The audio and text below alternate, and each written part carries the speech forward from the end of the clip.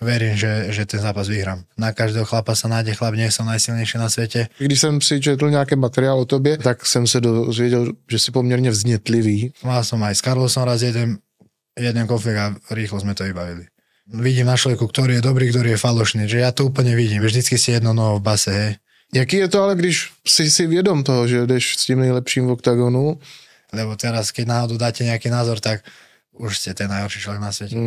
Co jsi zažil možná za takový nejnebezpečnější moment? Sponzorem pořadu je hvězdné online kasíno. www.starcasino.cz. Hrajeme 24 hodin denně. Rozhovory Ondřeje Němce s bojovníky. Fightcast.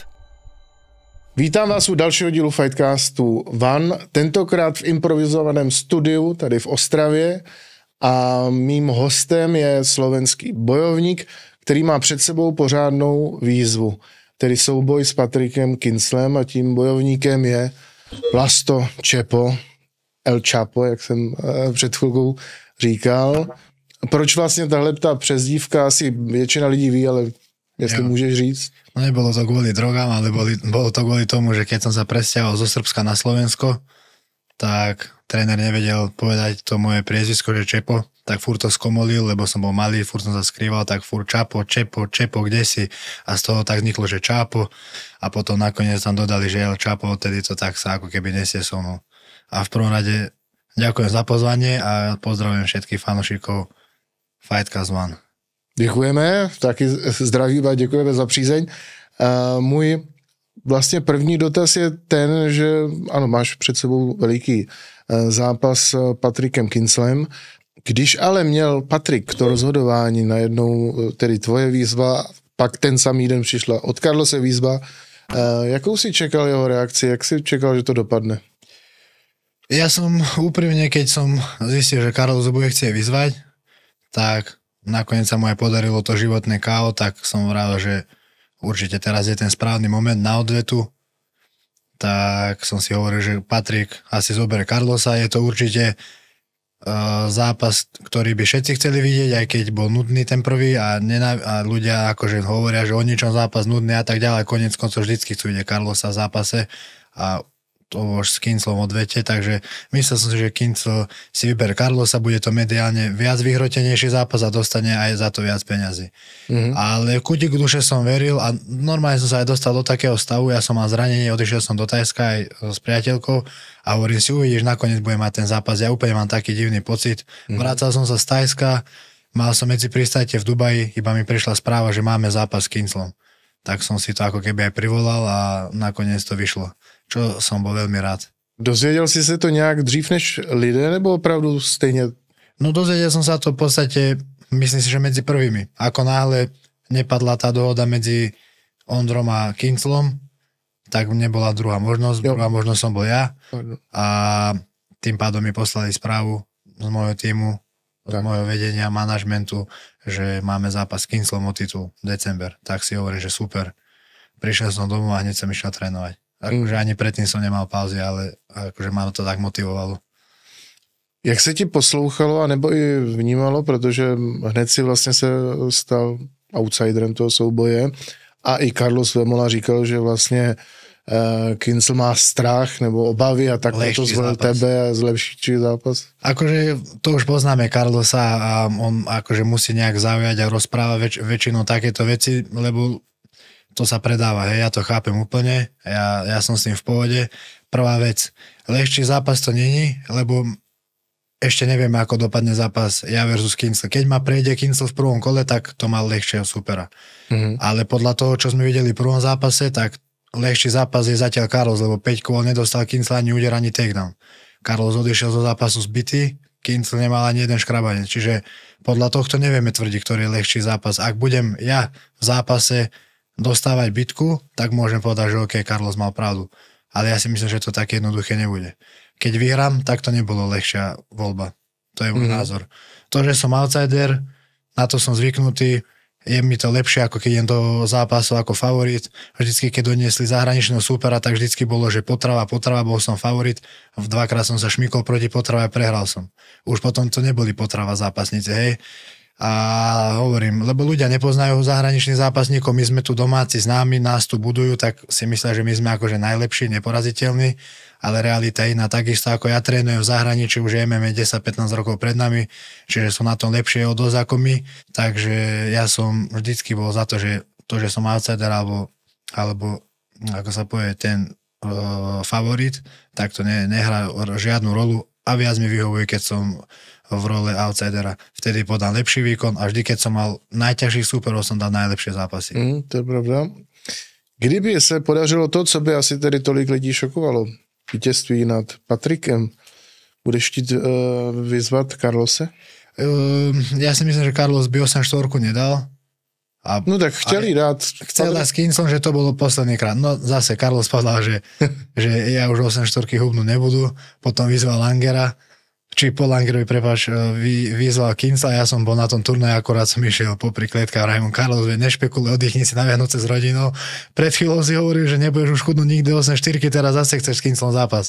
Takže kvôli nemu by to robil podľa mňa, lebo chcel ako keby dokázať, že ho môže poraziť.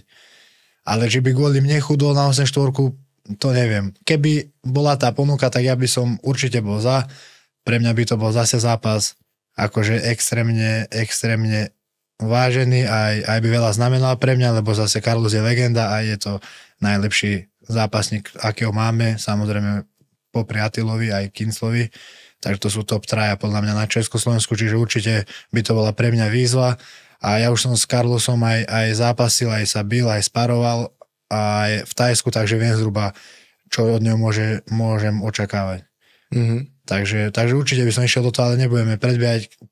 Kinsl je pre mňa ťažší super ako Carlos. Dotaz ale byl, jestli by si o nej řekl. Jo, ja vyzývať by som nevyzýval, lebo sú tam ešte ďalší, s ktorými nemám vybavené účty, takže, ale hovorím, ja som nie ten typ, čo vyzýva, nemám proti nikomu nič, koho mi dajú, nie som ten typ, čo vyzýva. Nerobím trash talk, ale Kinsla som si vypýtal, lebo som bol 2 váhy, ľudia tlačili, že chcú veľkú výzvu, mňa vyzval Magnor, ja som si vybral Kinsla, myslím, že Kinsla je lepšia výzva ako Magnor.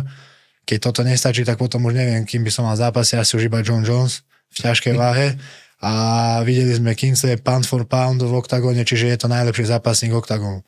Čiže lepšieho zápasníka z tých 200, čo je v oktagóne, som lepšieho nemohol dostať. Čiže pre mňa je toto najväčšia výzva zatiaľ a ja proste verím, že ten zápas vyhrám.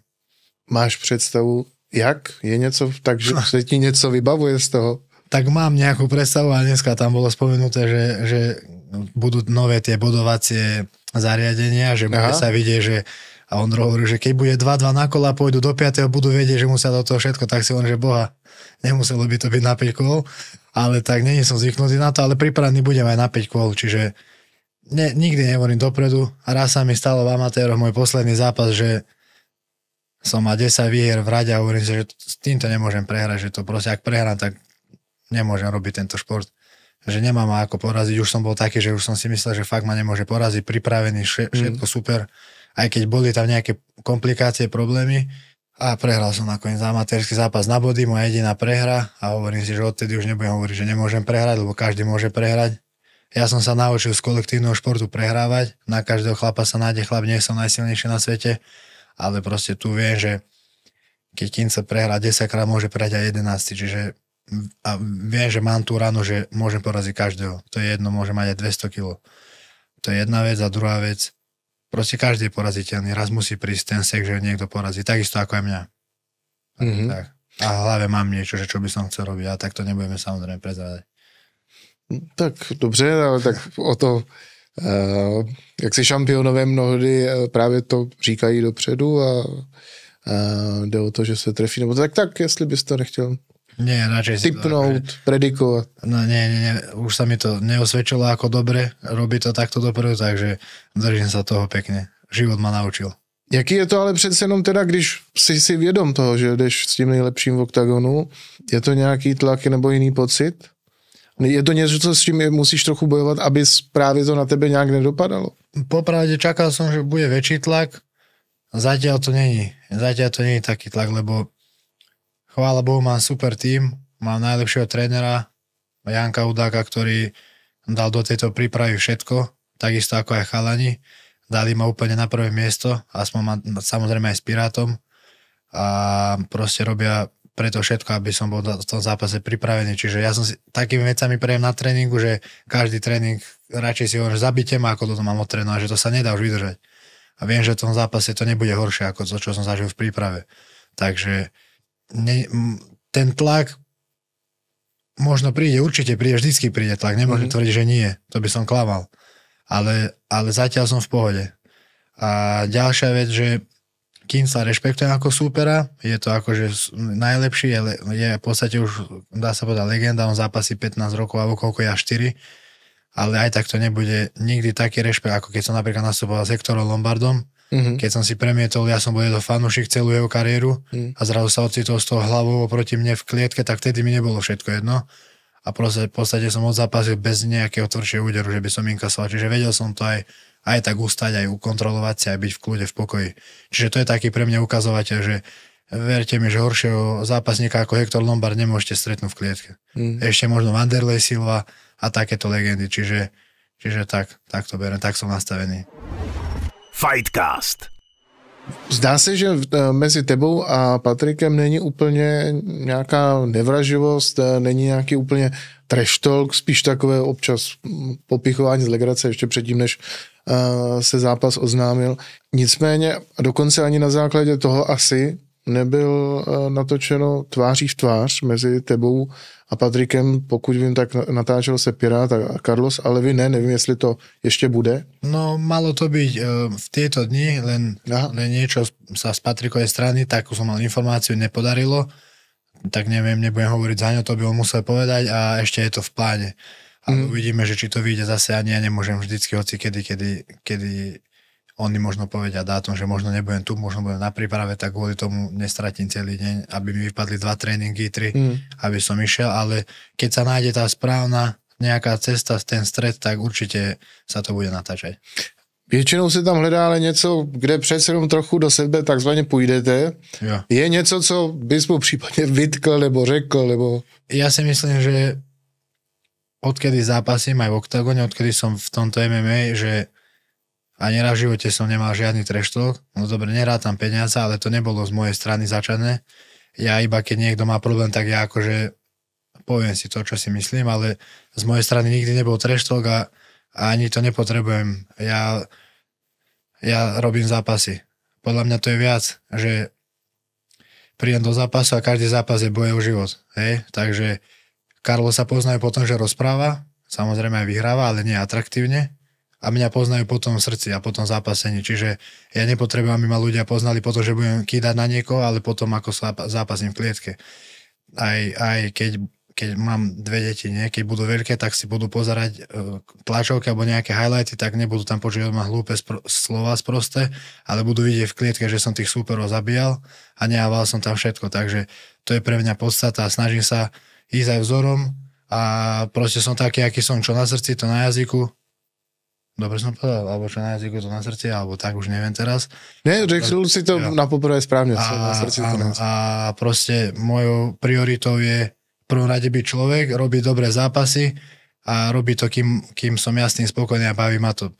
Nepotrebujem ísť do nejakých takýchto vecí, nemám proti tomu nič, ja nie som na to stávaný, Carlos na to je stávaný. To priťahuje ľudí, aj mu môžeme byť vďační, že Oktagon je tak sledovaný. Čiže ja to rešpektujem, ale ja na to nie som stávaný. A mám základňu fanúšikovskú, môžem povedať, že jednu z najsilnejších, aj bez toho, že by som robil takéto veci. Čiže podľa mňa, pre mňa by to bolo kontraproduktívne, ani by som to nechcel robiť, lebo proste taký nie som, to by som musel hrať. A ja nie som herec. Keď má niekto so mnou problém, aj na tlačovke môžeme to vyriešiť aj tam. Čiže keby Carlos do mňa vyskakoval na tlačovke, tak potom sa pobijem s ním na tlačovke, ale to hovorím príklad, nemusí to byť Carlos, ja som s Carlosom v pohode, my sme kamoši. Len hovorím príklad, hej. Čiže hoci kto iný. Keby niekto mal problém, že stane alebo niečo, tak môžeme to vyriešiť tam. Ja nepotrebujem sa s nikým hádať. Mal som aj s Carlosom raz jeden konflikt a rýchlo sme to vybavili. Nejaký veřejný nebo nejak v zákulis? Taký nedorozumenie skôr to bolo, ale potom sme to v pár správach vyriešili. No. Takže nějak na dálku, nebylo to jako, že jo, jste se nějak... no chvála Bohu. Ale určitě se dostaneme k Matějovi peníze, i když vím, že vy oba už asi jste možná alergičtí na tohle téma, ale dostaneme se k tomu určitě. Jenom mě tak napadlo, takže ty při tom vystupování tak už máš to, že myslíš vlastně přitom na děti? Jakou jim děláš reklamu v uvozovkách? Tak reklamu sebe, samému sebe, keď som nejaký človek a viem, ako sa správam v bežnom živote celý ten život a zrazu príjem na kamery, tak by som to nebol ja, keby som robil niečo iné. Nevedel by som sa potom pred svojimi blízkymi normálne, ako keby nevedel by som sa pred nimi ani ukázať. Tak som taký, aký som a proste to chcem prezentovať. Snažím sa byť, ako som hovoril, vzor a myslím aj na tie deti, že keď vyrastú, ešte po mne tu bude život, tak aby sa nehambili za to, že čo som vypúšťal z úst. Takže ja takýto mám na to pohled. Jenom můžeš říci přesně, už si zmiňoval svůj vlastně původ, ale město, narození? Narodený som v Novom Sade v Srbsku, ale žil som kúsok od Nového Sadu, 40 km Selenča to bola dedinka, vesnice.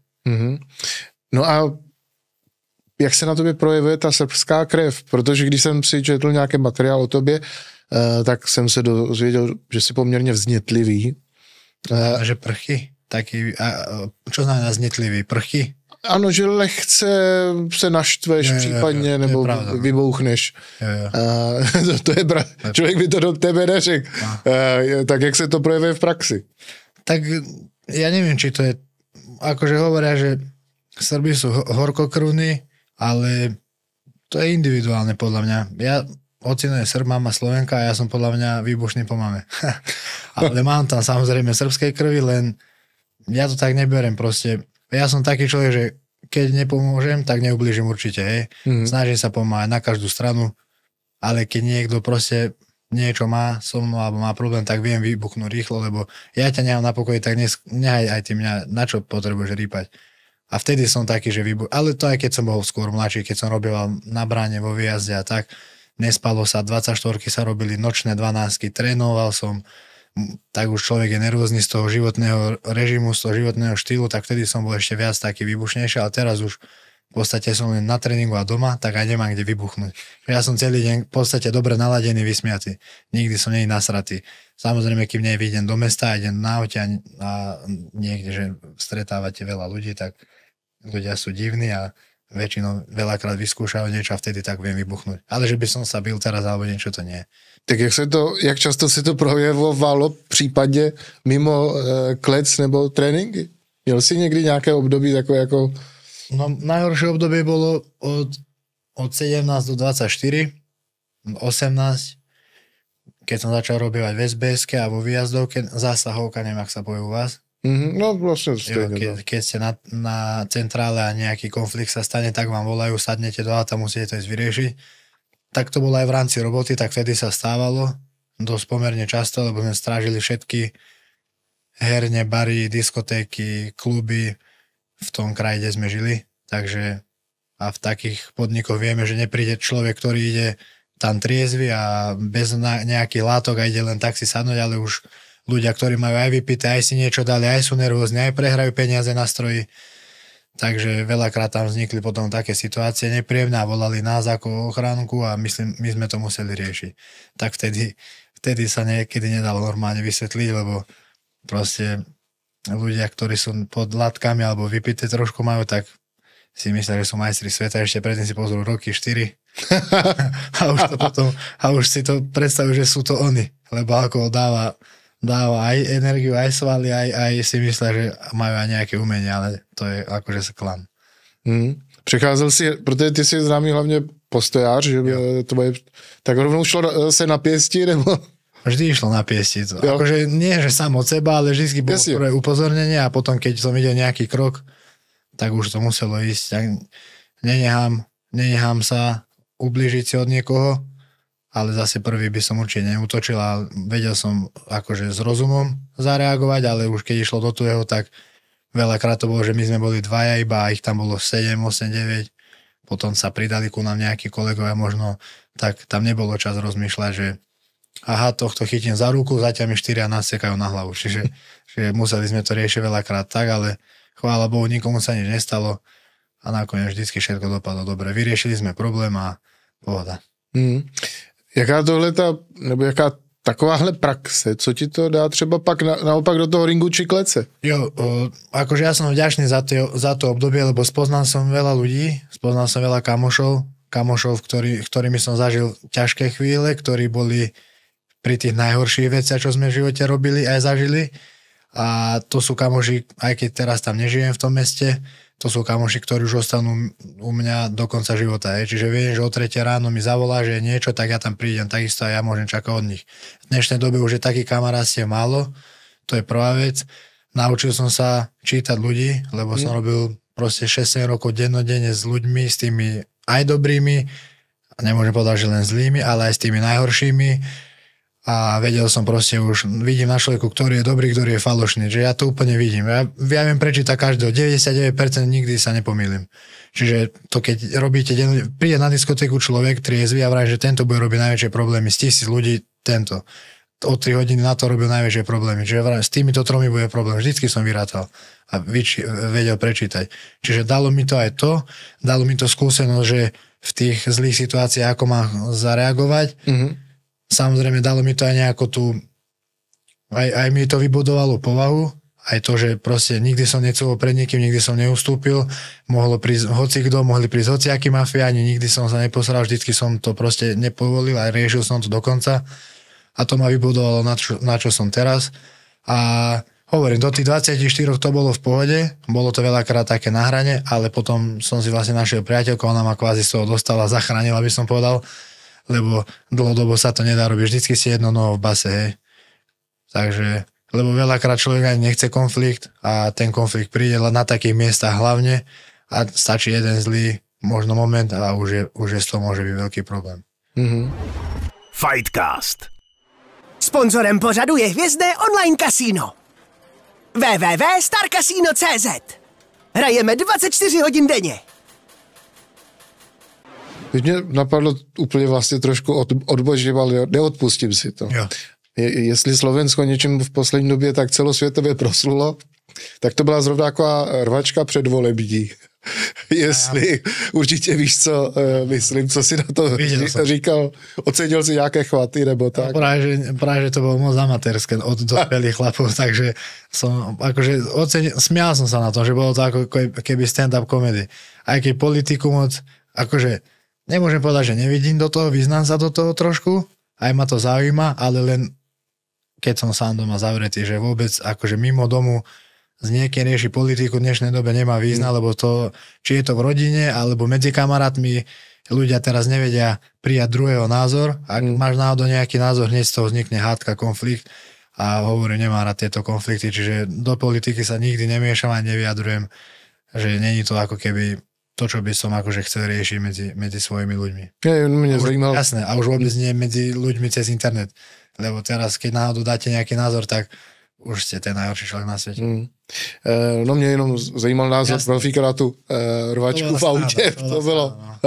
Babi by sa lepšie pobili určitě. Když ale ty si dělal to, všichni si právě představí, že je ta práce třeba vyhazovače nebo někoho, kdo takhle má na starosti tu ochranu a klid. Takže je to vlastně o tom někoho vyprovodit, ale někdy tam může být zbraň a podobně. Michal Martinek mi o tom vyprávěl, že opravdu někdy je to velmi nebezpečné. Co jsi zažil možná za takový nejnebezpečnější moment? Tak... Jestli můžeš říct. Môžem, akože nemôžem všetko samozrejme, ale také ešte jedna vec, aby ľudia pochopili, lebo ľudia si myslia, že nehovorím, možno sa nájdu nejakí takí vyjadzovači, ale u mňa to tak nebolo, že vyjadzovači teraz, že prídu na bránu a chcú sa byť. Ja trénujem 3-krát denne, 15 rokov. Odkedy mám 11-12 rokov, som začal s boxom. Potom som prešiel na MMA. Celý život sa bijem na tréningu. Ja som taký dobitý, ubolený každý deň z tréningov, že mne posledné, čo napadne, je piatok alebo sobotu večer nočnej sa pobiť s niekým. Čiže ja už som sa len modlil, že nech skončí diskotéka o 5 ráno, 5:30 som doma, lahnem si, vyspím sa trošku a idem trénovať. Vôbec ma nezaujímal nejaký konflikt. Ani když si vypatřoval sparring přes den, že by si to v práci pak dohral? Nie, nechybalo mi to vôbec, lebo ja som vyrastal v Banskobystrickom kraji a tam som robil ešte aj s Marekom Mazuchom, čo vieme z Oktagonu, kto je. A verte mi, že keď spárujete s ním 5 rokov každý deň, my sme nemali ani moc takto, že trénerov, mali sme niekedy nejakých, ale veľakrát sme trénovali sami a náš tréningový plán bol, že čo ideme robiť. Dali sme si 10 rukavice, nemali sme ani chránič bandáže, poďme sa byť, tak 10 kol sme sa bili, to bolo každý deň. Trošku sme si potom dali posilku, trošku sme si dali pás a keď sa bijete roky s Marekom do hlavy a ja mám ranu, aj on má ranu, tak nie je to nič príjemné, to vám môžem povedať, to môžu potvrdiť veľa sparingov, čo aj s Marekom sparovali, ja nie som až taký na tréningu beštia ako on, ja si to nechám radšej v zápase, ale on neodpustí žiadnu ranu a keď by to človek prešiel, tak piatok alebo sobotu večer ho nenápadne s nikým sa byť, lebo môžem byť rád, že stojím na nohách. Čiže som sa len modlil, že nech skončí diskotéka. Samozrejme, vždycky sa nájde, my sme mali diskotéku, ktorá bola najväčšia, na strednom Slovensku je najväčšia na Slovensku, najlepší klub a chodilo tam okolo 2500 ľudí, nás bolo 8, 9, 10, to je 200 ľudí na jedného človeka v priemere, ak dobre rátam, hej. A není to sranda, no. Takže ja som sa tomu vyhýbal, ale veľakrát si to mňa našlo, lebo zo všetkých kolegov som bol najmenší, lebo všetci boli veľkí, 2 metre mali 110-20 kg. Tak potom, keď prišli nejakí frajeri s babami a tak už chceli trošku robiť frajeriny, tak skúsili do niekoho a vybrali si mňa. Vybrali si vždy najhoršie. Lebo ja som bol vytrenovaný, tí kolegovia boli takí viac menej na oko, že silní. Nehovorím, že všetci boli aj takí, čo vedeli, ale polovica bola tak a polovica, že zápasníci a vedeli sa brániť. Čiže veľakrát sa stalo, aj keď sa nemuselo stať. A čo bolo najhoršie? Tuto, prerezané, s nožikom. Neznášam nespravodlivosť. Capak jeden padol na riť, prišiel postranný, dostal som zákaz hrať futbal. Jak to vidíte, co se týká cesty nějaké sportovní dětí? Jestli spíš byste jim svoji cestu rozmlouvali, nebo naopak by vás to potešilo? V tomto máme akože veľmi rozdielne názory. Prešiel som si od tých najhorších robot. Měl si ale někdy v minulosti zkušenosť s nějakými látkami? Som si prežil také veci a jedna kniha by bola málo na to napísať. Ja som mal 5 rokov, zrazu vypne elektrinu, lietajú stíhačky na nás, ktoré hádžu bomby na štát.